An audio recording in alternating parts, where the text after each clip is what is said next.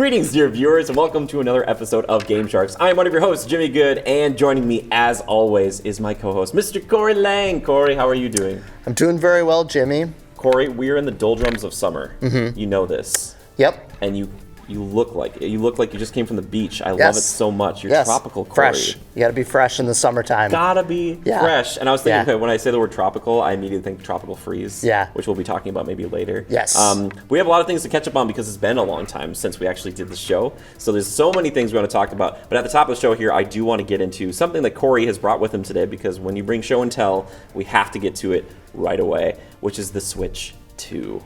Not Switch TOO, Switch actual 2. Mm-hmm. So Corey, talk to me. What are we feeling right now as far as like this brand new console, more or less?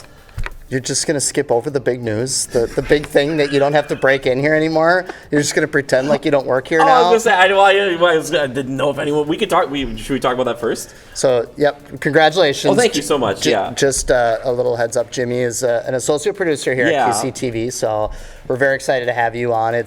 You've been hosting the show with me for almost 10 years, not quite. Yeah, it's something crazy like that. I was like, years. that was the trick, is like the only way I was ever going to get a job here is that I had to work at it for years. And then they finally were like, all right, Jimmy, we'll give you a job here as an associate producer. And, so thank you so much. It's been nice having you around. It's amazing to be here. And the staff here is fantastic. Everybody on staff is super duper nice and really professional. And it's really nice to come into a place like this as someone who has been kind of like part of it for a long time and not feeling like this kind of like strenuous feeling in the way that maybe other jobs would, that throw you right in. Like, everybody's been super helpful, super accommodating, and it's just cool to see that, because I remember coming in and like doing this show for so long and just being like, yeah, I'm just like some weirdo, citizen who's in here kind of like hosting a show, and they let me continue to do it with you, which has been a real pleasure. But yeah, and then they're like, all right, so now you're doing this. So this is the first time ever that I'm getting paid for this. And it only took us like 10 years. So we did it. We got... Traded in that knife for a key fob. Yeah, no, I was like, I didn't even think to bring that up. So thank you, Corey. I appreciate it. Of course. But anyway, so Switch 2, you brought it here with you. You are not currently playing it in this moment, like right now, even though maybe you want to. I do want to. You do. But I'll hold off. Yeah. Yeah, we have some props here. We have the Switch 2, which is something you can obviously go see in stores. Many Targets and Best Buys have them on display.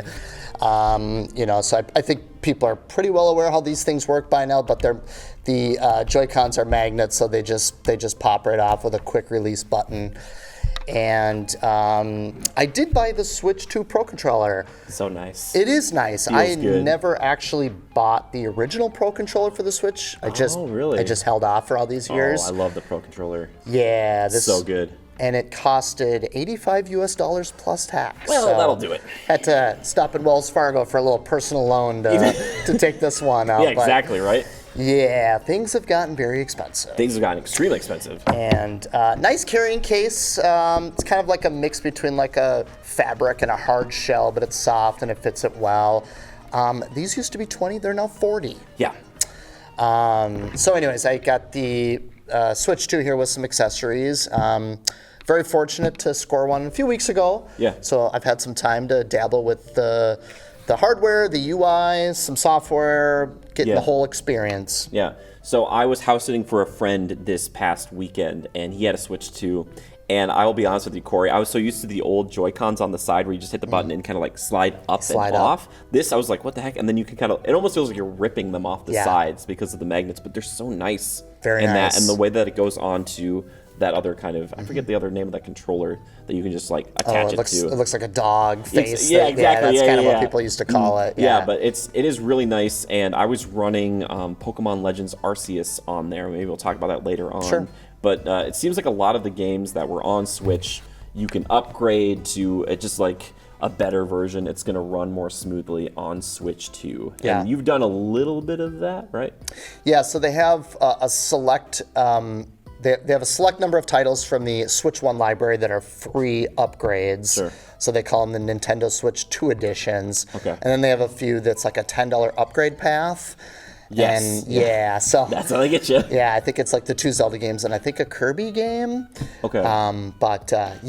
So Which Ghost of Tsushima infamously did back on PlayStation 5, I think Okay. it was like a $10 upcharge or right. something like that. So it is Right. not unheard of. And Right. now we actually live in a world where the very first like truly $80 game, Mario Kart World, is out. I Yep. think it's sold very well.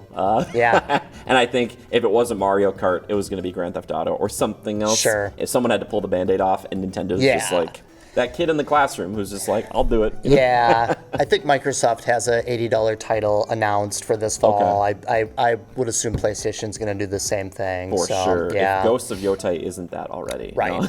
Yeah. Yeah. So Yeah. So, but okay. And was it Tears of the Kingdom that you've been playing a little bit of as far as like the up-res version? yeah, so Tears of the Kingdom I think is the only title that I've played that's the Switch 2 edition. Okay. I have yet to opt for the SD Express card, which is required for the new Switch 2. Oh, really? So I'm just kind of cooking off the internal hardware. Yeah, so the new Switch 2 requires an Express SD card, which is different than a standard micro SD. Okay. So the picture I'm painting is I'm just kind of working off the internal hard drive. So Sure. I only have a few titles installed, but yeah, it's been great so far. I'd open any questions, or if you want me to get into some of the games. Oh, yeah, or... that's the thing. So it's like when I come to this now, I think like, besides Mario Kart World, which would have been the only thing we could have really talked about besides the up-res or kind of more high-performing games Sure. at launch, now Right. we have something else we can talk about. Yeah. Which you and I have discussed a little bit. I have to be transparent with you guys. Donkey Kong Bananza. Yeah. Yeah. Tell me about this game. Yeah, so I think they held off for a couple of months. So the Switch 2 launched in May. Donkey Kong Bonanza just launched last week. Okay, so I yeah. think they wanted to give Mario Kart World a couple of months to cook. To breathe. And Mario Kart World, by the way, really quick, we don't have to talk about it. It's great. Yeah. Like, I know people have been knocking the open world. I think the open world's really fun and really impressive. It's massive. Or you can just pick up the quick map and just jump between the little tracks. That's and, nice. Yeah. But Mario Kart World's great, but it's nice to have another title to look Yeah. forward to, and that is definitely Bananza. So. Yeah. So this is a game that was made by the team who made Super Mario Odyssey, and it's been kind of hush-hush for a long time that's what they've been working on. And I think we were talking about it the other day, Super Mario Odyssey was 2017? Correct. And so since then, for the better part of 8 years, this team has been working on this game. Yeah. And it seems like, for me, like Donkey Kong coming back into the fold, this is the first time that we've had 3D, like, world Donkey Kong since Nintendo 64. Which is crazy to think about. Rare made, Donkey Kong 64 back in the day, and there was 5 different characters, all the Kongs, and now he's finally back in this. Even though, as I kind of talked about at the top, the last kind of big and best known Donkey Kong game was Tropical Freeze, which was kind of this sleeper hit on the Wii U that people were kind of like, this is an amazing game if only it were on a better console. Compared to that, even though it's a very different game, we're talking 2D kind of more so versus the 3D, which it is now. Do you have a preference between these two games? Odyssey or Bonanza? No, sorry, Bonanza versus Tropical Freeze. Oh, God. I mean, so I look at Bonanza. Bonanza's like a remarkable evolution in video games, in my opinion. It's so cool. The original Super Mario Brothers game, which launched, I think, in 1985. The comparison that I could make would be going from like Odyssey to the original Super Mario Brothers. Wow. Because I think from a nostalgic 2D perspective, I think Tropical Freeze and those Donkey Kong Country games will always still be fun. Yeah. Those games will always be fun.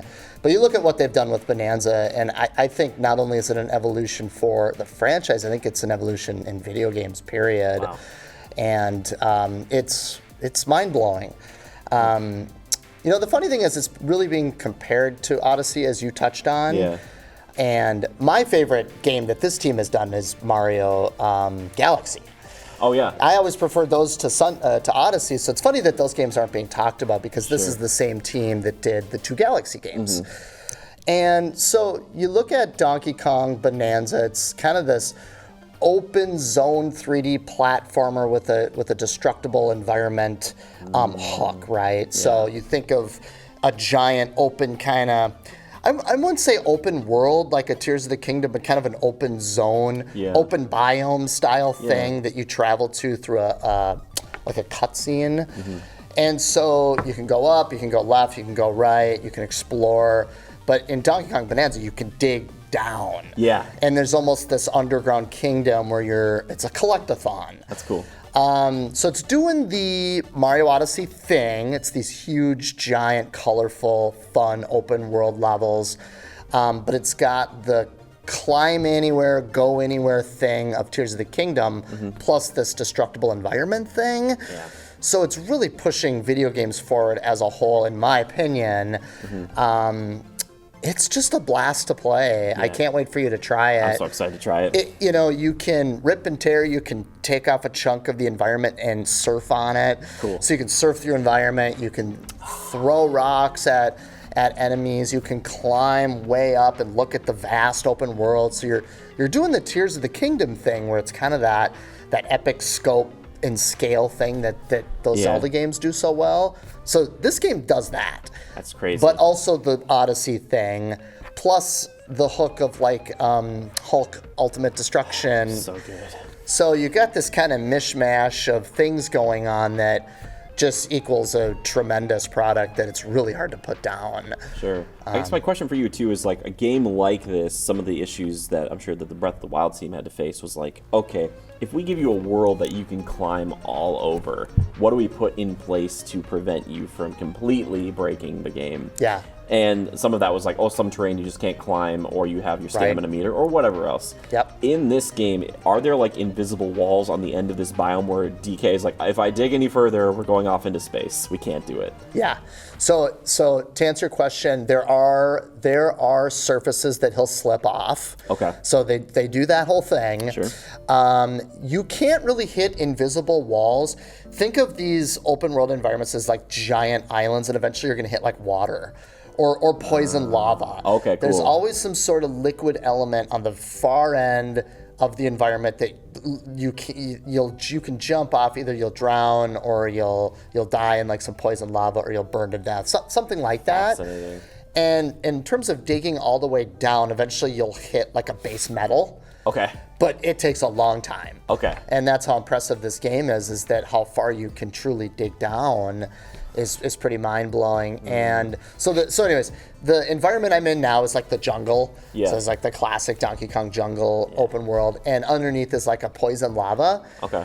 So it's like the fourth or fifth world, so it just gets harder and harder in terms of like, if you dig down too far, you're gonna throw yourself into a pit of lava. Sure. So it kind of creates this micro game of you don't want to dig too far down. Yeah. Because eventually you'll fall into like a pit of poison. So Well, that, and also it's like they spend all this time making these cool levels for you to be in, and they don't want everybody to be like, all right, I have to get over there. I'm just gonna dig down like 10 feet and then just cut straight over and then up and be like, I did it. Yeah. You know, so I understand that frustration, but I already am thinking about like the potential if like this sells really well. And Donkey Kong is he's a well-known enough character, but if the game is good, it doesn't really matter what the character is. So you maybe you do the next Captain Toad, like the treasure tracker stuff. If you have him, it has a game that has digging mechanics, or you give Yoshi a game that gives a new mechanic or whatever. Yeah. Like you could build off this, Yeah. and any character can do well. yeah, you know? absolutely. Yeah, I mean, obviously those Breath of the Wild games, those have the super mechanic, the ability mechanics, Yeah. where you can kind of already manipulate the environment a little That's bit. true. But I will admit, I booted up Tears of the Kingdom and I was like, oh, this is kind of boring because I can't just do whatever I want. Yeah. You know, I can't rip a chunk of the ground out and throw it around, or surf on it, or dig down. Sure. It will require some adjustment coming off this game. Yeah. You know what I mean? But no, it's a blast. The Switch 2 seems to hold up really well. It seems pretty consistently locked at 60, even with all the particles flying and Donkey Kong just endlessly smashing through environments. So cool. There are some frame rate dips, but the performance is very impressive. Okay. It is the killer app for sure. For now, yeah. You know, for now, I think that Mario Kart World seems like a success. It's very fun. Yeah. But yeah, Donkey Kong Bonanza is quite the game. Yeah. It's probably my favorite 3D platformer so far ever. Wow. Cool. You know, Mario Odyssey is a lot of fun. Odyssey, excuse me. But yeah, I mean, Sony put out that Astrobot game. I was going to ask you about Astrobot. I was like, Corey, Astrobot? Yeah. Like, is that which was my favorite. Okay. Because I think that's a better game than Odyssey. Okay. I'm just gonna say it. Oh yeah, I haven't even played it, and I would agree with you. Yeah. I'm sorry. That Odyssey. game, that was my game of the year. I think last year, was it 2 years ago? Anyways. Yeah.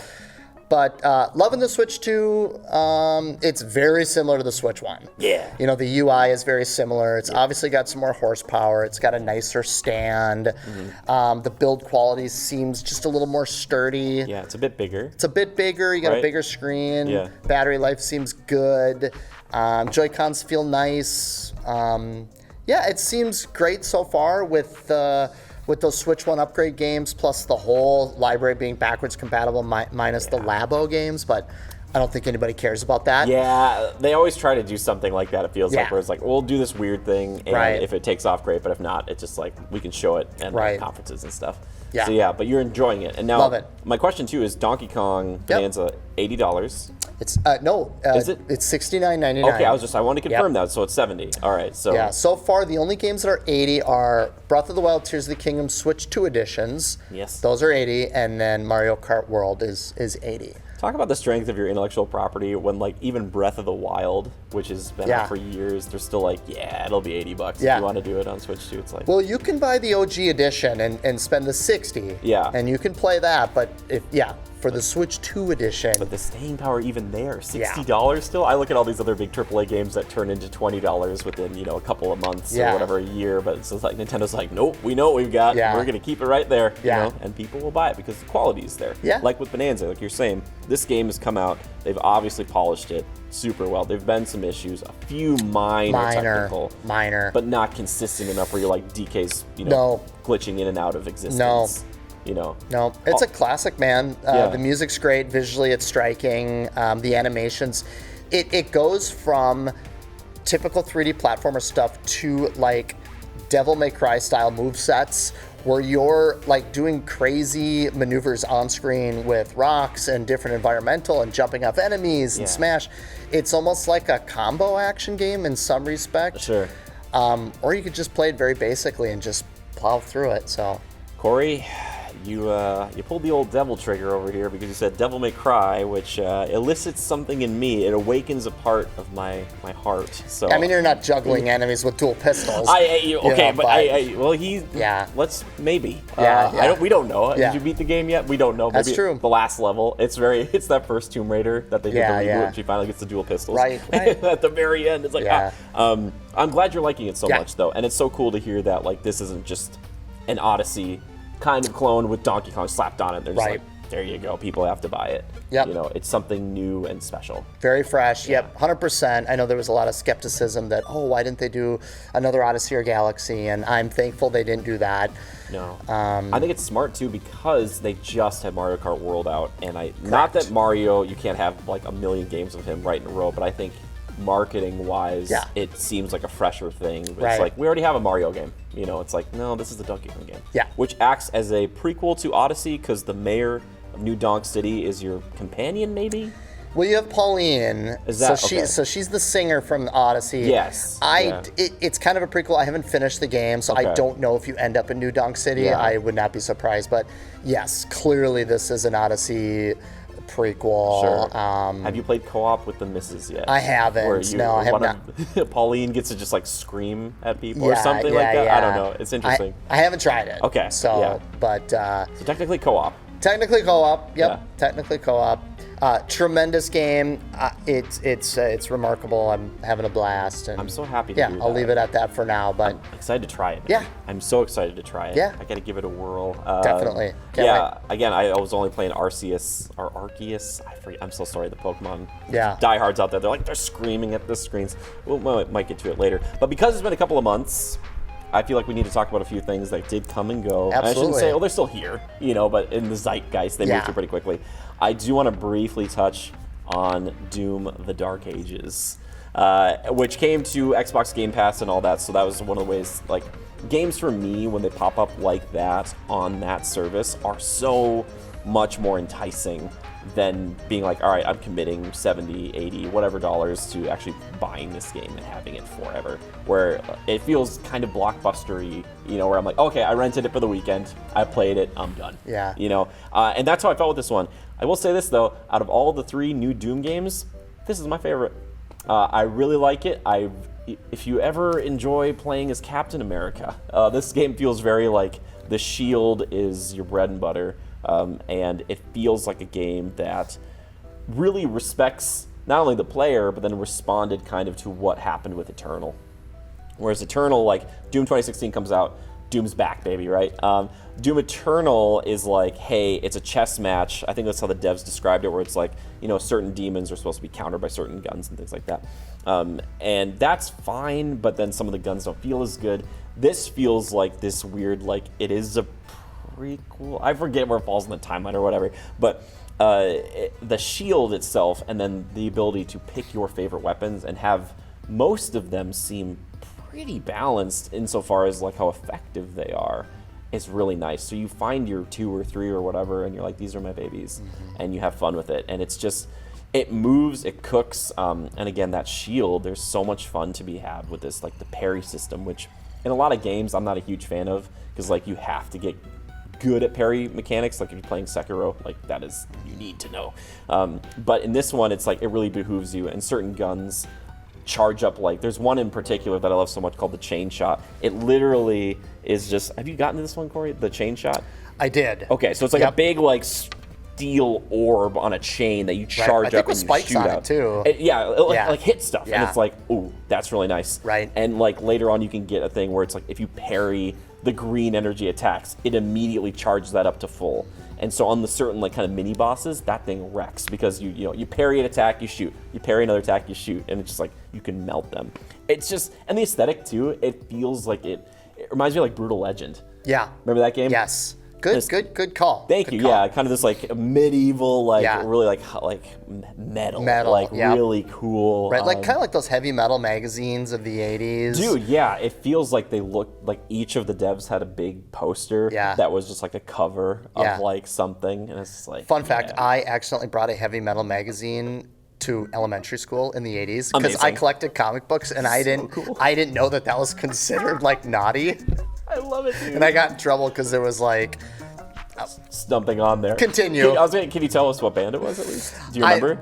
Well, you know what Heavy Metal Magazine is, right? Oh yeah. Yeah, it's like men and women barely dressed, and some body parts are exposed. I wasn't sure if there was like a specific like that they were promoting at the time. No, I don't remember. It was like a comic book, but it was like kind of some naked ladies in there that I didn't know. But anyways, we won't talk about that. They don't really have that in Doom, the Dark Ages so much. But they do have, like, again, kind of probably like Bananza.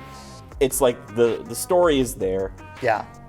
Yeah, it's fine. It's fine. It's not like, and there's so much, especially with like a silent protagonist. There's always like this kind of, like, look at all the humans and what they're doing, and the king wants this and all this stuff. And I'm like, I am the Doomslayer, and I am here to destroy demons. Right. And that's pretty much it. You are being deployed to kick some butt. Exactly. Yeah. And it is such a fun game. I was having a great time with it. It still feels arcadey, you know, because you're still picking up health and shields and stuff, which, I'll be honest, I prefer, Master Chief with the recharging shields and stuff. But it is a fun game. It's beautiful. And talking about like quality performance, totally. I'm trying to remember if I had any issues. If they were minor or technical. Because in the game, when stuff's popping off in that game, there's a ton of There's stuff. a lot. Tens of demons, 10s, 20s, 30s of demons, and you're flying through them, ripping them apart. Yeah. And I do wish I could use my bare hands a little bit more. Yeah. But you get 3 different types of melee weapons. I liked the flail. That's the one, like the spike ball, and you're like with that thing. And that, I was like, this is so cool. So I'm like, I don't know where they go from here. Yeah. Because like the shield and all those things are so neat. And to not have that in another Doom game, if they make another. Sure. But you played a little bit, right? Love it. You love it. This was my game of the year until Bananza came out. Oh my gosh. Yeah, love Dark Ages. Yeah. I don't think it quite hits the highs of 2016 Doom for me. Okay. That was just such a special game, and it just checked all the boxes. It was a return to form. But yeah, you're totally right. I completely agree. I was not a fan of Eternal. Yeah. I didn't like the direction they took that game. It looked gorgeous and the shooting was fun, but it was the platforming requirements of that game just were not fun. And they went so hard with, hey, you need to nail these platforming elements and combo this to get your ammo back. Yes. Otherwise, you are not going to have fun in this game. Yeah, that was the rule set of Eternal. Yes. And Dark Ages, you're totally right. They took a little bit of that.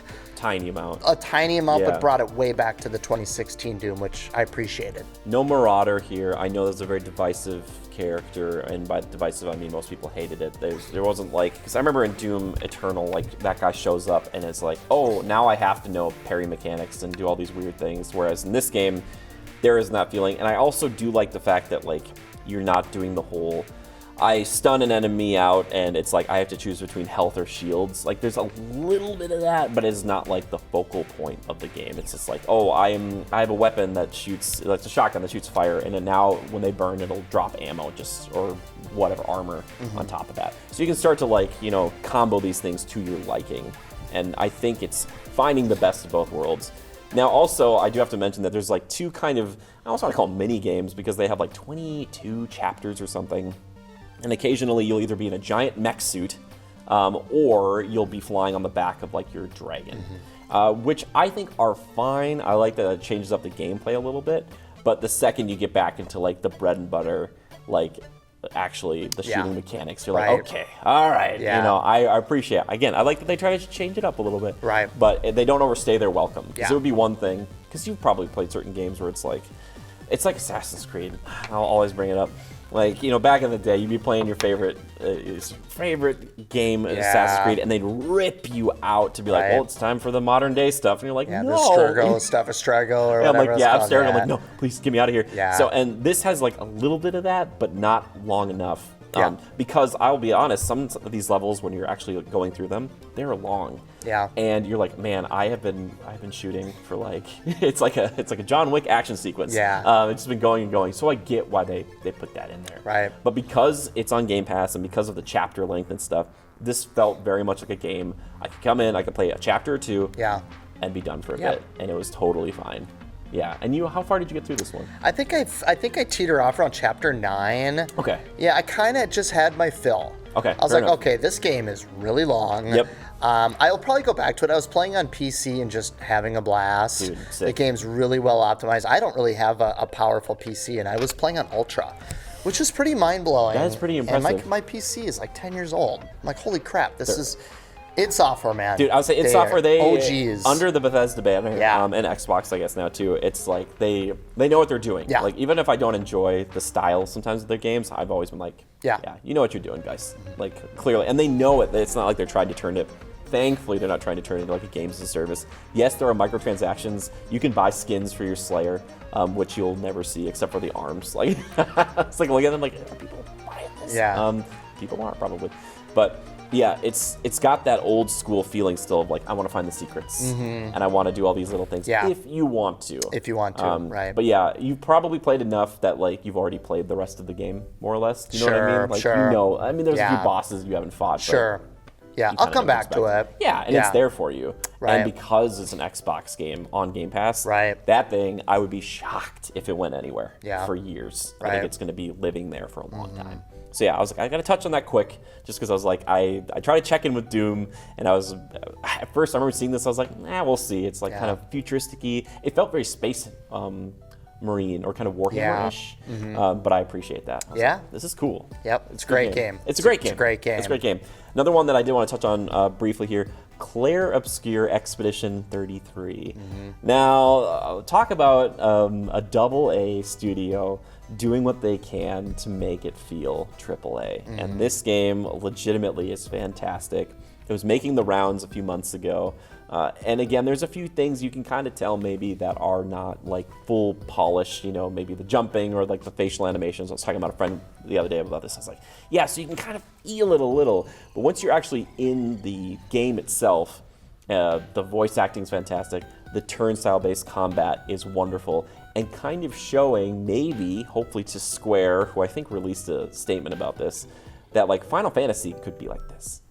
it can go back to turn-based, and they don't have to be afraid. Like, the action Final Fantasies are still great, don't get me wrong. I have a soft spot for 15, and I always will.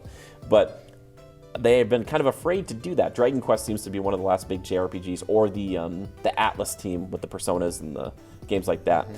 But we haven't seen like big triple A budget turn style based games, because I think there's the fear of it being too slow or cumbersome. This game's fast and vicious, especially if you know what you're doing. And it is a beautiful game. The soundtrack's amazing. Like I was saying, the voice actors, there's some pretty well-known talent. You guys might recognize Charlie Cox from Daredevil, or Andy Serkis as well, Gollum and Caesar, and everybody, and Snoke. There's a ton of people, which I never thought I'd say Snoke on this show, but we did. Yeah, I did. And he's directing the next Lord of the Rings movie.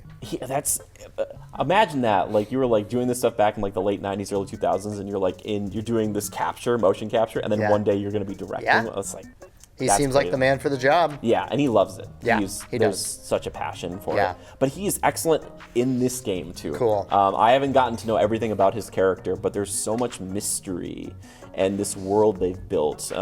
Basically, the setting, for people who don't know, is like this kind of like this completely different fantasy realm where there's this very tall lady in the distance known as the Paintress, and there's a big number.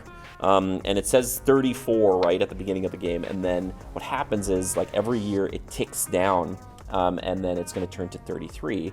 And at that time, it's a sequence called the gommage. If you are that age, you just get turned into petals, like rose petals.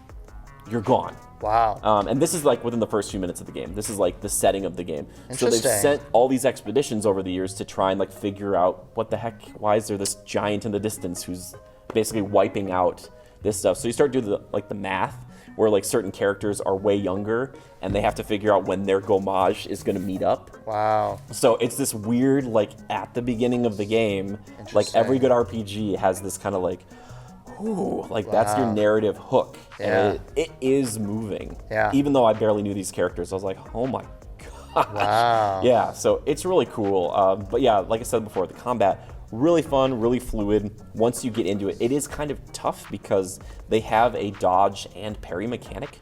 So you can either, like, when you're getting attacked by these big attacks, you can either attempt to dodge or parry. If you're dodging, you have a bigger window to work with. If you get a thing that's like, you dodged it, great. If you do a perfect dodge, that means you're in the same window as the parry mechanic, so you can start trying to parry. Because parrying allows you to counterattack, and that's where some of your biggest damage is going to come from. So there's a lot of this kind of like, when you meet a boss the first time, it's probably better to just like try to dodge attacks first before being like, all right, I'm going to try to parry this. Because they do the whole like very Soulsian, not only look for the bosses, but the attacks where they like kind of wind up, and then they attack like that, and it's like, like, messing with you. You got me. Yeah, but it is such a cool game. Cool. I don't know how much exposure you've had to it. I forget if you've tried it out or anything. I have not played it, but I'm well aware. Yeah. Kind of seems like this year's Baldur's Gate 3. Dude, totally. Where it was a little bit of an underdog. It's probably like the highest rated game of the year. I think Claire Obscure, I think it is the highest reviewed game so far. Donkey Kong might have pushed it, but I don't know for sure. Okay. But yeah, it's just one that I just did not get to. Yeah. But I know people love this game. Yeah.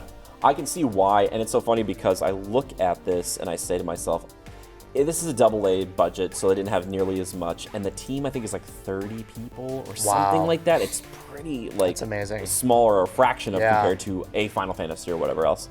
But I hope that it tells the industry that like there is a love for this style of game. Yeah. And there's still a big market for it. And people, you can get your critical acclaim, you can get your commercial success on something like this if you're willing to put the time in. Right. And it was crazy for me to see like these other pretty well-known actors be part of this too. Right. And just be like, and you know, their roles might not be like the full, they're not in their, recording studio for 8 weeks or anything. Right. But they're there, and it does lend something to it, It's just, I don't know, it's just a cool game, and it's a new IP, which, in this day and age, to have something like this pop off and do well is cool. That's because, amazing. Like, there's so many of these things that I love sequels, don't get me wrong, or prequels or whatever else, but in the gaming space, it's nice to have like new mechanics, new characters, new powers. Right. Like, right. We want more of that. Totally. And I get where like the companies look at it and they're like, it's more of a risk to take it in a new direction or make something brand new. But Right. it can work.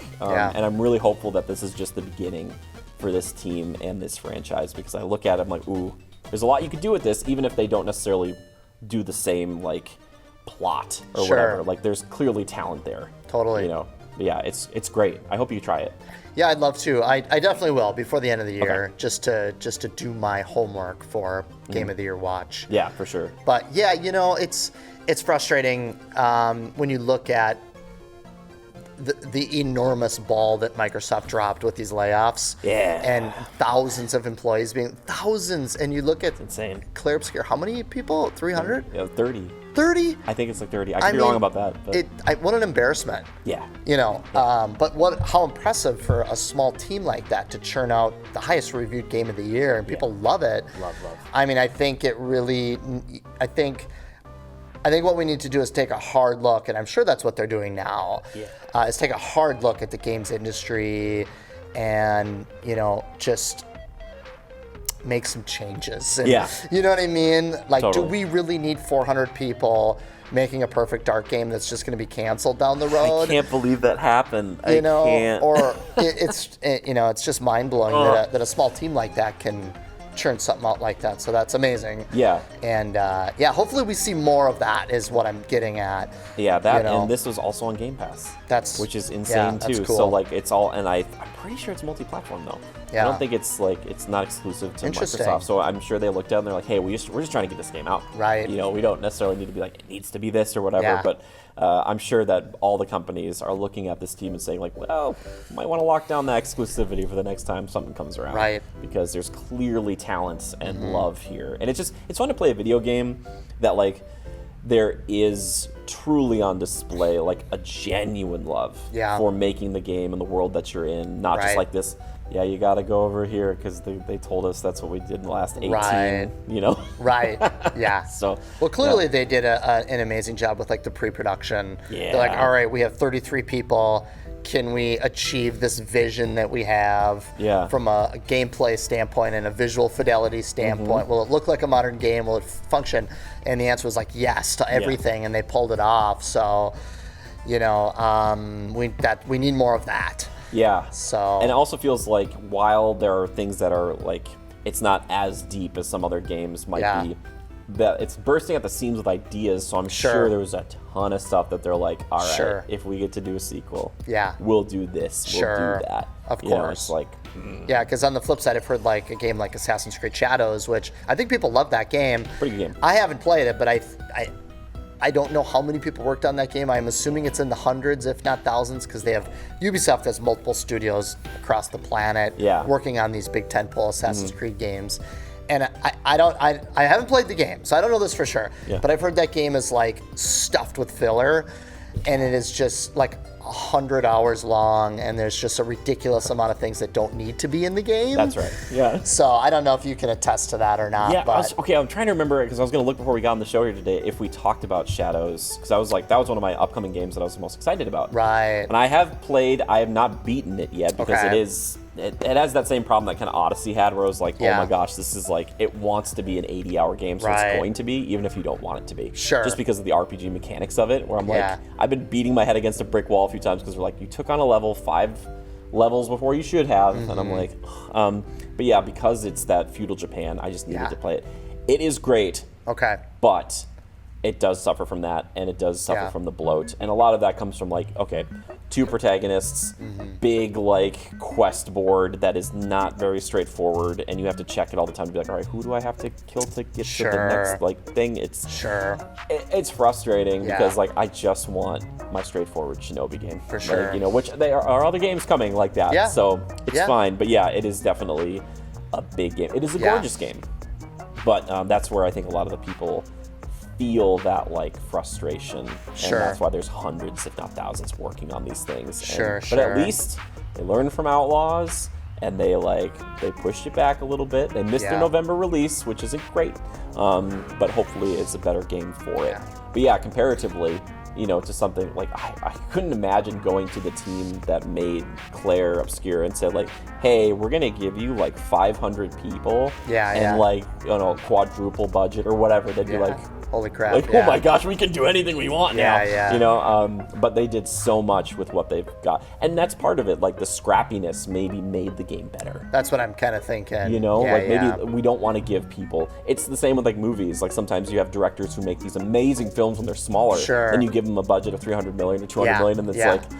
I don't know. Is that way better? I don't know. Well, it's a weird thing. Job opportunities are great. Exactly. If you can provide 100 jobs to work on a game, amazing. Yeah. But what are they doing? Yeah. What does the end product look like? Are they going to talk about it at Game of the Year? Probably not. Probably no. Like I'm sure Assassin's Creed Shadows is great, but it's stuffed with map icon barf.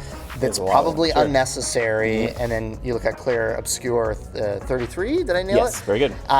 It's a tighter product. And everybody's talking about it. Exactly. You know what I mean? Exactly. Assassin's Creed will not get nominated. It might for like a open world thing or whatever, but it will not be the same like beloved. Yeah. And because it also comes years after and right before another Ghost of game, right? Where that's kind of become like the new gold standard of like, oh, if you're doing a Japanese game, like look at Ghost of Tsushima, like that game is still like flipping great. Yeah. And I bet Yotai is also going to be good. I just don't have a PS5, Corey.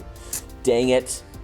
You're 5 years late. 5 years late. I don't know why. I figured Sony's watching. I thought they'd send us one. Oh yeah. I thought that because there's so many of them in the store. Yeah. Turns out probably not. Probably Shoot. No. Well, we can still hope. Yeah. But I just want to bring up Claire Obscure Expedition 33, crazy long title, but really cool game. Again, though, please just like if you're listening to me talk right now, just go listen to the soundtrack for just a few minutes. Beautiful. It's just incredible. It reminds me of like what Final Fantasy kind of used to be. Cool. Just without the same level of like commercial advertisement and everything. Where like when a new Final Fantasy game came out, like when 10 came out, it was a thing. Like everybody knew 10 was coming out. And I hope that this team gets that chance eventually because it's got that and it has a little like Legend of Dragoon active combat. Like you're not just hitting a button and watching it happen. You're like, you are committed to every attack and doing it properly. And it's just, man, it really gets you invested.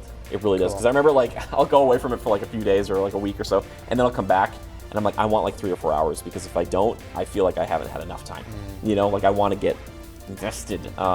And I don't think it's a super duper long game. It's not like 100 hours like a Persona. Oh, that's good. So it's that's good news. Yeah, because as we've discussed, I think as this show has aged, both of us have kind of gotten more and more away from the idea of being like, this game, it better be this size of open world and it better be at least 100 hours. It's like, no, I will take a linear 20-hour game like a Doom and be like, that's great. Doesn't need to be anything more than that. Know what you are as a game versus being like, this is what's popular now. Grand Theft Auto's popular, so like we gotta have Doom guys stealing cars. It's like, you'd be like, no, well, that might be a fun mod though. But yeah, so you're gonna go check it out at some point, Claire? At some point, I definitely will. Okay. Yep, absolutely. Yeah. Before the end of the year. But right now, you're still Bonanza-ing. Yes, still Bonanza. Yeah. Yep. I got a lot of Mario Kart, and then got back into Tears of the Kingdom. And so. Which Tears, I'm gonna make this call right now, and I think I maybe said it to you the other day, Corey. Was like, when they make that third Breath of the Wild Tears of the Kingdom game, you will be able to make a drill, like a drill train that cuts straight through a mountain. I'm calling it right now. Could be. They're going to look at that, the Bonanza team, they're going to be like, could be. What were you guys doing over here? Could be true. We're going to take this. Yeah. We're going to take this. I wish Pokemon would do something like this. Yeah. They won't. They don't. They won't. Which I do want to touch on that briefly, too. I started playing this Pokemon Legends Arceus. The next one coming up, Zeta A, is coming up shortly, like later in this year. And I believe it's the same team. And they're kind of doing, it seems like these offshoots where they have like the mainline series and like the Legends series. And I just gotta say, like, clearly Pokemon Go's influenced a lot of things. If you look at like the Let's Go Pikachu and Eevee games, like most of that game is playing Pokemon Go. Like that's like you're just throwing Pokeballs. There's battling and stuff, but it is definitely not a full remake of Red and Green or Blue the way that I really want. But what I see with Arceus is this kind of new idea of like actually, like I don't want to say hunting, but capturing Pokemon where like there's an emphasis on being like you crouch, you get in the grass, you see one out in the wild, and you kind of sneak around. And it's more successful if you hit him with a Pokeball like in the back, Or you can just send out your Pokemon and you can get into a battle and then capture them that way. That kind of stuff I love, and it feels super good. And like I said, I was playing it on Switch too. It ran pretty well. It is still funny to me that a game that big can be not a technical showcase and also not have voice acting and all this stuff. They're just like, we don't need to. The Pokemon sell themselves. But I love Pokemon, and it is cool to see it in this kind of different open world versus what we've kind of been getting with the other mainline stuff. And I know you're not a huge Pokemon guy yourself. What would Pokemon have to do at this point to make you interested at all? Oh boy, yeah, it might be too late for me. I have looked at some Pokemon products over time and thought, oh, it looks really fun. My wife plays all the Pokemon. Yeah, we have all the Switch games. Shout out Tiff. Yeah, at this point, the other thing, I'm not really a big JRPG guy. I know Pokemon is not like traditional JRPG. Sure. It is a little bit, but oh boy. An Elden Ring style Pokemon, but I apply that to everything. Sure, yeah. So I'm guilty of just pulling out the Elden Ring out of the hat and applying that to any argument. Yep. We've talked about that with Mario and Zelda. If they just did that. Yeah. Would you play as a Pokemon in this game? Would you pick one early on and be like, I am this Pokemon, and I'm like teetering out into the world, and I'm like, that's scary. Sure. Yeah. I don't know. It would be very challenging for me to get into any kind of Pokemon, just because I'm turning 42 this year, and man. Don't look a day over 30. I don't think. Oh, thank you. Yeah, I think it's too late for me for Pokemon. Fair enough. Yeah. One thing you might appreciate, and the other games have done this too, but like in this starting zone I was in, they even had like a level 30 red-eyed version of a big Pokemon that was really scary. So it's like, okay, like you could try to go for that, but it's not going to work. So it gives a little of that like Elden Ring, like, oh, there's like a terrifying monster right here in the beginning area, and it's like, you can fight it if you want. Probably not going to win, and it's like, okay. Well, fair enough. I understand. I can respect that. It's so funny to me. The biggest intellectual property on the planet, and they have not really deviated too much from the core kind of like gameplay, at least in their mainline games. They've tried other things here and there, but it's just funny to me. I'm like, man, and they sell like hotcakes. Yeah. Why would they change? Why would they? They don't have to listen to me. Right. They're doing just fine. Plus, I don't want to get into buying physical trading cards. That is, I know myself very well. And next thing you know, I'm into Pokemon, and I'm at the store buying cards and putting them into booklets, and I'm not doing that. Okay, so a little tangent here. Shout out to Levi, my buddy, my best pal back here. I helped him, like, we're almost there making a base set of, like, the very beginning of the Pokemon trading card game. Okay. So it was a lot of, like, you can just buy all these things online if you want to, but we were going to, like, antique stores. We're going to card conventions, stuff like this, trying to find and, like, barter for like these cards. Yeah. And it is fun because like that was a lot of my childhood. I never understood the game. I didn't play that game. No. And I didn't Nobody understand. does. And I also didn't care like about like being like, oh, this card is worth this or whatever. But now there's a hot minute there that I kind of knew a little bit of like the pricing and stuff. So he has on a table in his house, it's just covered with like all these old cards. So like from a visual aspect, I appreciate it so much. So it's like, it's crazy to see an intellectual property launch in like 3 ways. It's like video game, TV show, card game. Yeah. And like just still be a thing. And then the resurgence of it because the people my age who grew up with it have disposable income now. Yeah. And now they're all like going Dangerous. back to like grab these things like I will pay you $20 for Zapdos, or whatever. And obviously Pokemon Go was such like a phenomenon too. Yep. So yeah, it's just interesting to me, and again, I would love to see them iterate or evolve. I'm so sorry, pun not intended, but kind of. Nice. But the franchise, because like it would be cool to see that blow up in a different way. But the thing is, it's like the best-selling game every year that it comes out. Yeah. So like they don't need to be like Rockstar that they're like, all right, we make one every couple of years. Pokemon's like, no, we're gonna be making these. Yeah. And their team, by the way, is like 200. So keep that in mind. 200 versus like 30. I'm just saying. Let's just. I know they're different things. But shout out to Claire's team. We love you, Claire.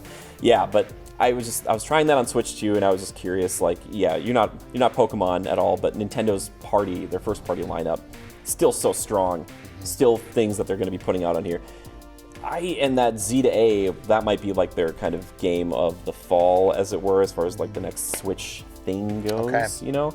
But we're probably still waiting for another thing, right, from Nintendo. I don't know if you have any ideas or speculation. Just Nintendo in general? Yeah. Oh, yeah. No, they have not announced any fall lineup stuff. Not yet. They have some, I think, updates coming for older Switch games for Switch 2, better frame rates and resolution. But yeah, we're kind of waiting to see what's coming this fall. I mean, that Summer Games Fest has come and gone. Yep. You know, and I didn't really personally see a whole lot outside of that Marvel fighting game. I don't know what that's called. Which that looks cool. Arc System's new fighting game. Yeah, I was gonna say it's the Shredder's Revenge. Or Splinter's Revenge? Shredder's, that team? No, you're thinking of Marvel Comic Invasion. I'm thinking of that, sorry. Yeah, which looks amazing. That looks cool too, yeah. Sorry. I want that. Are you talking about the fighting game? Arc System's new fighting game. Yeah. Okay, my bad. But no, Cosmic Invasion looks amazing. Yeah. God, that might be my most anticipated game for the rest of the year. Sure. But I have a backlog. I got to go play Death Stranding 2 out of curiosity. I want to see if that game sucks. I saw that pop up in front of a movie, it wasn't a trailer, but it was like, you know, they do like the trailers like before in a the theater? trailers. Yeah, in a theater. It popped up and I was like, Kojima. There's Kojima. I was like, he's getting in there. There's Norman Reedus like holding a baby guy. with a dead whale behind it or something. Yeah. I was like, you know what, good for you. I can't believe they greenlit Death Stranding 2, but you know what? People seem to love that game. People love it, and you know what? More power to them. Yeah, I want to play it. I legit want to play it. Okay, I'm sure it's fun. Yeah. You know, I've never been. No offense, Hideo's watching. So sorry. You're not a Metal Gear guy. Sumimasen. But yeah, no, I just never. Yeah. It wasn't my thing. I was not that you had to choose. I was more a Splinter Cell. Sure. I love Splinter I like Splinter Cell too. Dude, Ubisoft, please stop just putting Sam Fisher in other games. Just give him his own. We don't care about whatever Rainbow Six game you have out right now. I can't. Give us a true Splinter Cell game. It hurts me so badly to be like, oh, has it been 2 generations? Was 360 the last time? Oh my gosh. So did they skip the Xbox One? I think they might have. Oh, and Splinter Cell Conviction's great. And then they did the one. They did the one after it. Was that on 360 as well? Yeah. I don't remember. Because they recast Ironside. The last one I remember playing, he had like a shaved head and he was all unhinged with like a Hawaiian shirt. Looks like Max Payne. I don't know what that was. Was it Double Agent? Double Agent. I don't know. Yeah, that was a while ago. But yeah, I would love to see a new Splinter Cell, and I know they're watching. I was going to say one thing that I'm looking forward to coming up. By the time this airs, it should be coming up within a month. But Helldivers 2 is finally coming to Xbox, and I'm so excited. This game has been out for a while on like PC and PlayStation and everything else like that. But I'm looking forward to it, like actually being something I can play with my friends on Xbox because the insanity and the fun while you're trying to protect Liberty and Super Earth is something that I'm really much into. Shooting bugs and/or robots, and if there's another threat, I don't know. Did you play any Helldivers 2 yet? No. Did you play Helldivers 1? I don't think so. Okay. No, I'm not a big multiplayer shooter guy, as you know. Yeah. You'll do the Call of Duty. Not really. Yeah, even then, that's kind of teetered up. I will. It comes and goes. It ebbs and flows for sure. Totally. Yeah, I feel that. Generally speaking, I'm not a big multiplayer guy in general. I like doing like the PvE, like playing with your buddies against computers, because like other people will destroy me so consistently, and then I get so frustrated, and I hate myself. And I don't want to do that. I did play some Mario Kart online, and I got my butt handed to me. I bet you did okay. What did you place? I think the best I got was 4th. 7th was pretty average out of like 12 or 14. Okay. So about middle of the road. But man, that is some stiff competition. They know the courses. Which I'm like afraid to try any of that stuff out because the last time I did this, I think I might have mentioned it to you. I think it was like Injustice 2 or something, and I was like, you should never, unless you feel confident and competent enough in a fighting game, not go online because you'll find people who will just like laugh at you, and it's so sad. Like I didn't even get one attack off. It was just like I just got comboed into oblivion. I was like, great. It was super fun. Thank you for that. Quick mention about Super Mario World. I wanted to mention this, or Super Mario Kart World. Mario Kart World. Mario Kart World, is that I still think I briefly played a little bit of like the open world stuff, and then I actually played like some of like the Grand Prix stuff. Sure. Which my friend let me win. Shout out again to Levi. Let me win 4 times in a row. You know, got that number 1. Those computers were being nice too. The open world was fine. Did you ever play Diddy Kong Racing? That's what I get the vibe of a little bit. And it's cool to see them actually do open world with that. Yeah. And it's nice to have, it's like cool to see the tracks all connected, like in an actual physical space. Yeah. You know?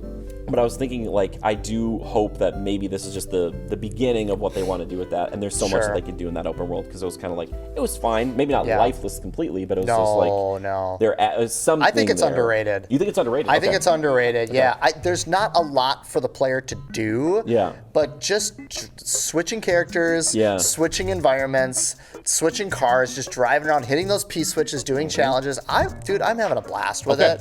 It's not what I want to do with a Mario Kart game. I want to race. Yeah. You know, that's what I'm here for. You know, but I think the open world stuff is fine. And to be fair, it's not like a major bulleted list feature on the game. Yeah. You got to go to the way bottom and select like map. Yeah. So it's called World. So I think people are giving it an unfair assessment of like, oh, you made an open world Mario Kart. It's like, no, they didn't. Yeah. It's called World, but it's just a small feature on the bottom of the menu screen. Yeah. Like, it's like Grand Prix, and then it's the Battle Royale race. I forget what they call that. Yes. And then there's like 2 other races options below that. Multiplayer and then online. Sure, okay. And then the open world stuff's like way at the bottom, and it's like, okay, guys. Yeah. I think what happened was like people took the fact that there's not a whole lot to do in that open world game, and they made that the headline with the $80 price tag. So they smushed those 2 headlines together, and it's like, oh, it's this $80 Barren Wasteland Mario Kart game, which I think is completely not true. Yeah. Do I wish there was more to do in the open world? Well, of course. Sure, yeah. But I think it could get there. Yeah. But I do blame Nintendo a little bit by putting that world in the title. But like, the racing's fantastic. It's just as good as Deluxe, if not better. Okay. In my opinion. Sure, yeah. Because they added all like that jet ski stuff, the water stuff, the grinding, the kind of Tony Hawk style. Dude, it feels like you're a Titanfall pilot sometimes, by like jumping between the walls. I was like, it's amazing. Wow. Mario Kart World is legit an amazing game. Yeah. But like, like to your point, the open world stuff it's a little undercooked. Yeah. But I feel that should not be the headline. Sure. You know what I mean? I think the headline being, this is a great Mario Kart game, the open world's okay. We get stuck on the titles. It's again like Assassin's Creed Shadows. It's like, all right, there's one character who's all about the shadows, and there's another one who's like a legit samurai who can like not do that at all. Right. So that becomes the focal point. It's like, well, you called it this, but why is there this? Yeah. You know, so I understand. It's just, it's interesting to me. I do have to ask you this though. Are you playing as the cow? Have you played as the cow? Everybody seems to love the cow. You know what? I've always played Mario, and then I have a dog named Yoshi. Yeah. So like, I've been playing as Yoshi. Aw. Tiffany loves the cow. I have not tried the cow. Sure.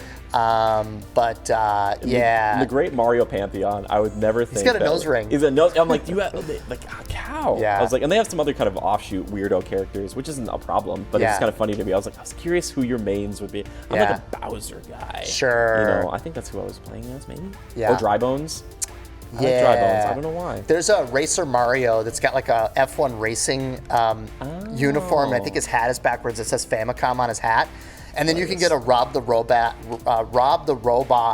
motorcycle. Cool. If you don't know, Rob the Robot was a little robot that was bundled in with the original Nintendo. Yep. I never had Rob the Robot, but there's fandom around it. Yeah. Dude, Mario Kart World's amazing. It's unfortunate that it's getting slightly bad press for the lackluster open world and the $80 price tag, but still worth it though. Well, yeah, I mean, it came with the Switch too. I got the bundle. If you got the bundle, so it's like $50 then. You pay $30 because it's $4.99. They sell it for $80. The other SKU Switch is $4.49. Okay. So you're paying $50. Yeah. Yep, you're right. Yeah. Sorry, $50. No, it's I fine, had to do some quick math. I think that makes it easier for people because it's like, what else were you gonna, especially day one, what were you gonna play? Exactly. You know? Yeah, that was it until Bananza came out. Yeah. That's so cool. Well, okay. Well, I want to hear more reports about this in the future. Yeah. I want to know if you've transitioned over to maybe Shy Guy. That's another great character. I'm saying. I don't know why. It is a fun game. From what I played, I was like, this is neat. So, but just the beginning for Switch 2. Nope. I've been playing Tears of the Kingdom, which I completely fell off on that 2 years ago. I think it wasn't even in my top 5. And now I'm like, this game's a masterpiece. Yeah. Like, this is one of the greats. Yeah. With the 4K new resolution and the locked 60, it's like, no joke, it's an entirely different game. Yeah. It feels so fresh, and I'm having a blast with the Switch 2. Okay, I'm glad. Well, that's cool because we've kind of bookended today's show with Switch 2 stuff, and we would talk about this stuff all day, but unfortunately, now we're both on the clock, so we can't do this all day. But thank you so much for Corey for coming and talking about this. Thanks for bringing the Switch 2 out of its natural habitat. Yeah, thank you, CJ, for directing. Yeah, CJ. Also, CJ's been playing Super Mario RPG, the remake. I'm so proud of him. It's a great game because we talked about it a while ago on the show. He reminded us, and that's a good game. That's a good game. So CJ, thank you. And thank you to CJ and Pat's back there too. Thank you to everybody here at QCTV. And thank you, most of all, dear viewer. We appreciate you watching so very much. If you ever want to write into the show, tell us about what you're playing. We want to hear from you. Check us out at qctv.org, or if you're here on YouTube, don't forget to like and subscribe and comment below. That'd be great too. Either way, until next time, take care.